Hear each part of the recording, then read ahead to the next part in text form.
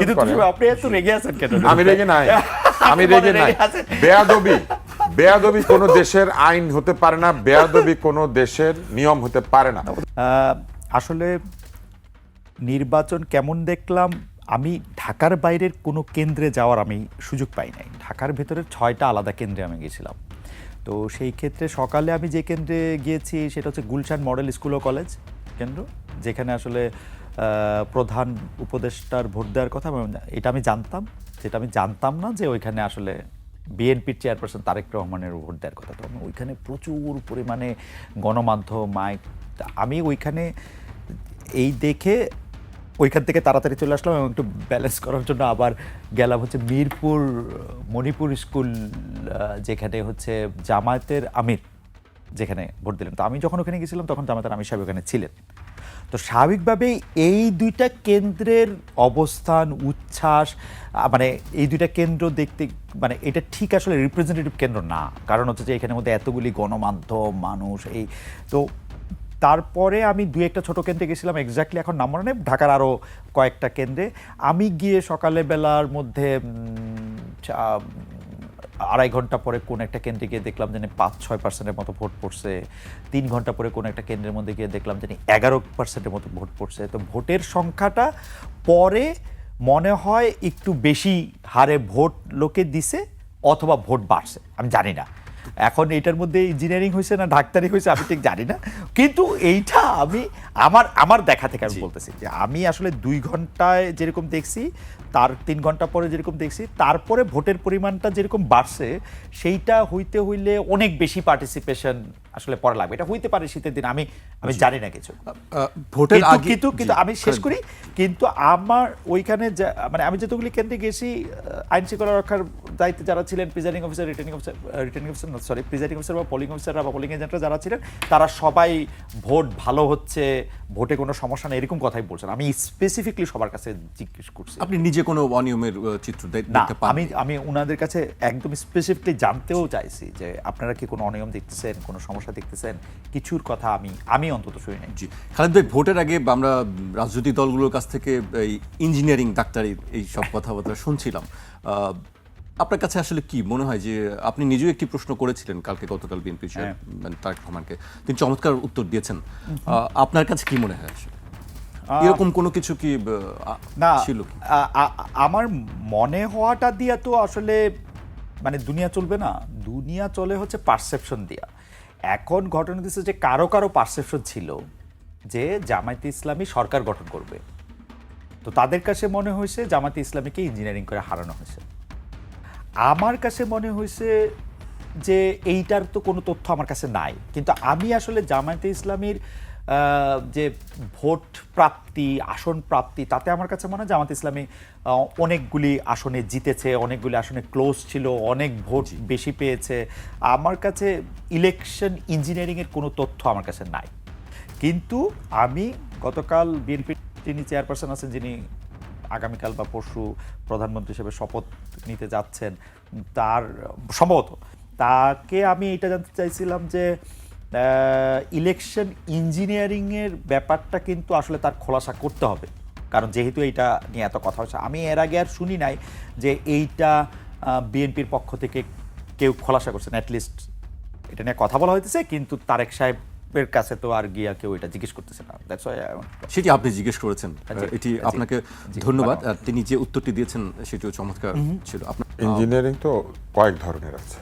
প্রথম ইঞ্জিনিয়ারিং হচ্ছে আপনি ভোট ভরে দিবেন, মানে যে ভোটটা আসে নাই সেটা আপনি দিয়েছেন এবং দিয়ে দিয়েছেন।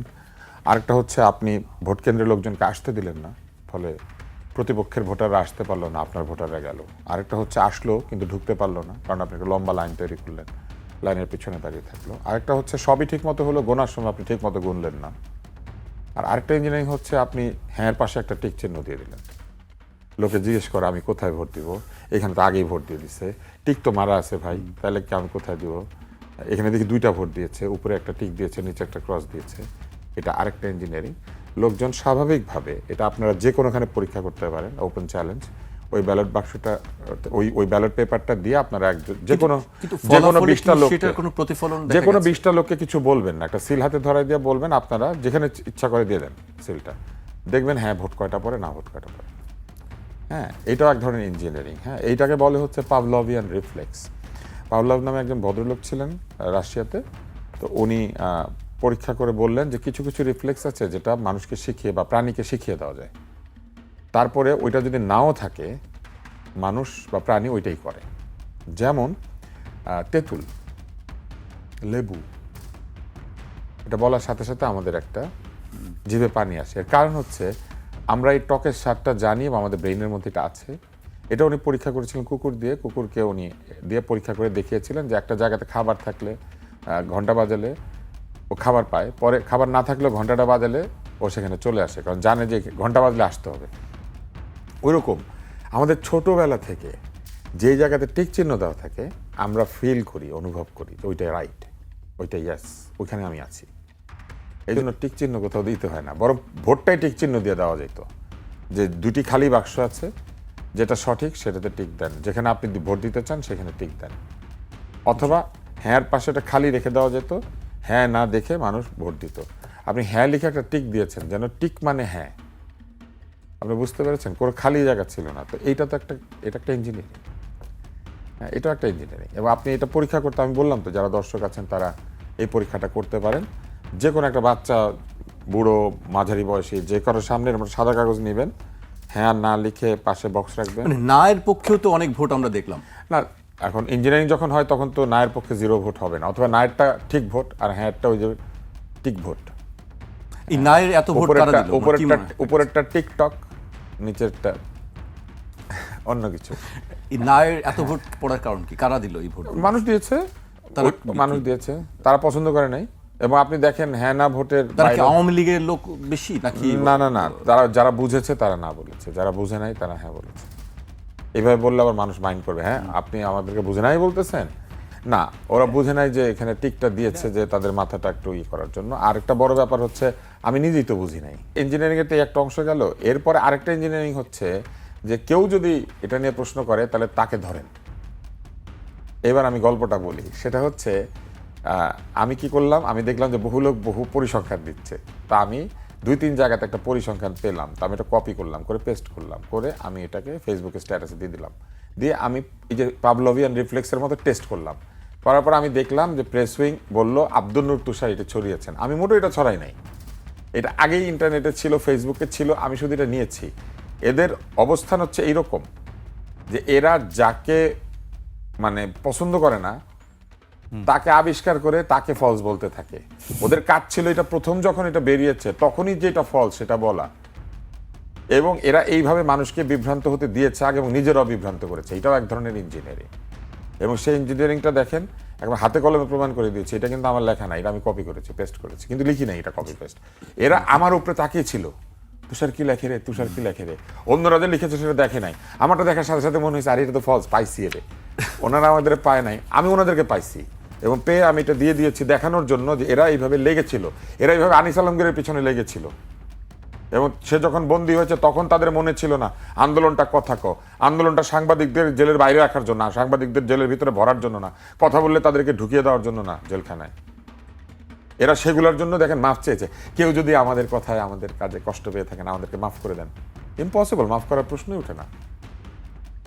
ক্ষমতাকে প্রশ্ন করার জন্য মানুষকে যদি আন্দোলনের পরে জেলে যাইতে হয়, তাহলে এই গণভোটকে আমি 36 বার না বলবো, কারণ এই গণভোট করেছে যারা, তারা ক্ষমতাকে প্রশ্ন করার দায়ে মানুষকে বন্দী করেছে। শেখ হাসিনার মতো নির্লজ্জতার ভিতরেও যে প্রশ্ন নয় তেল নিয়ে এসেছি, সেই অনুষ্ঠান থেকেও কেউ বন্দী হয় নাই। অথচ ফেসবুকে প্রশ্ন করার কারণে মানুষ বন্দী হয়েছে। গণতন্ত্রের ঠিকানা অনেক সুন্দর, কারণ আলহামদুলিল্লাহ যে এই গণভোট হোক আর যেই ভোটই হোক, এই অত্যাচারী অন্তর্বর্তী সরকার বিদায় নিচ্ছেন। তুষার ভাইয়ের কথা শুনছি, আমরা খালেদ ভাইয়ের কাছে আসতে চাই। খালেদ ভাই, অনেক প্রশ্ন আছে, আপনি সবসময় প্রশ্ন করেন, আজকে আপনাকে অনেক প্রশ্ন করতে চাই, সেই সময় হবে কি না। না, প্রশ্ন করেন। আমি শুধু তুষার ভাইয়ের মানে প্রথম কথা হচ্ছে আমি কোনো উত্তর জানি না, সুতরাং আমার কোনো টেনশন নাই। আমি শুধু তুষার ভাইয়ের কথা থেকে একটু বলি যে গত সরকারের সময়টা কিরকম ছিল। গত সরকারের সময় 2015 সালে আমি শেখ হাসিনা সাবেক প্রধানমন্ত্রী ওনাকে একটা প্রশ্ন করছিলাম একটা সংবাদ সম্মেলনে। ওই এক প্রশ্নের জেরে আমি তারপরে 2018 নির্বাচন নির্বাচনের শেষ পর্যন্ত বাংলাদেশে ছিলাম, আমাকে আর কোনোদিন প্রধানমন্ত্রীর কার্যালয়ে কোনো অনুষ্ঠানে কখনো কোনো সংবাদ সম্মেলনে অথবা কোনো অন্য কোনো অনুষ্ঠানে কখনো দাওয়াত দেওয়া হয়নি। জেলে তো নেননি। না, জেলে নেয় কিন্তু কোনো দিন মানে আমাকে কোনো মানে একদম অনেক ইয়া ছিল। আবার তুষার ভাই জেলে আমি জেলে সোহাগকে- তুষার ভাই জেলে কিছু কিছু লোকরে উনি নিছেও। আমরা যদি একটু মনে করি, আমরা মনে করলে দেখব যে কার্টুন আঁকার জন্য কিশোরকে জেলে নিছে। আমরা যদি দেখি যে ওই ভাইকে মেরে ফেলছে, মানে আমাদের যে কুমির ইয়া ছিল তুষার ভাই, ওনার নাম জানি কি, এই যে কিশোর সাথে যাকে জেলখানায় নেওয়া হয়েছিল, উনি জেলখানায় মরে গেছিলেন আসলে। তারপরে আমরা দেখি যে সাইফুজ্জামান শিখর, হ্যাঁ, এই জন্য তো অত্যাচারে বিদায় হওয়ার কারণে আমরা খুশি Absolutely, হয়েছি। absolutely. ওই একই অত্যাচার হইলে আমরা এই Absolutely. অত্যাচারের বিদায় তো খুশি হওয়ার কথা। অ্যাবসলিউটলি, কিন্তু মানে মানে ঠিক মানে তুলনা করলে আমিও সোহাগকে প্রশ্ন করার দায় আমি টেলিভিশনে ঢুকতে পারি নাই 5 বছর। এক্স্যাক্টলি, হ্যাঁ, তুলনা করাটা আসলে একটা অনুচিত কাজ। কারণ হচ্ছে যে আমি তুষারের সাথে শতভাগ একমত। আমরা তো ওই বন্দোবস্ত বা ওই ব্যবস্থাপনা চাই নাই বলেই আমরা খুব খুশি হইলাম, আনন্দ করলাম, খুব ফুর্তি করলাম, খুবই মানে কি বলবো আনন্দের চোটে আমার ডয়েচে ভেলের চাকরি শেষ হয়ে গেছিল।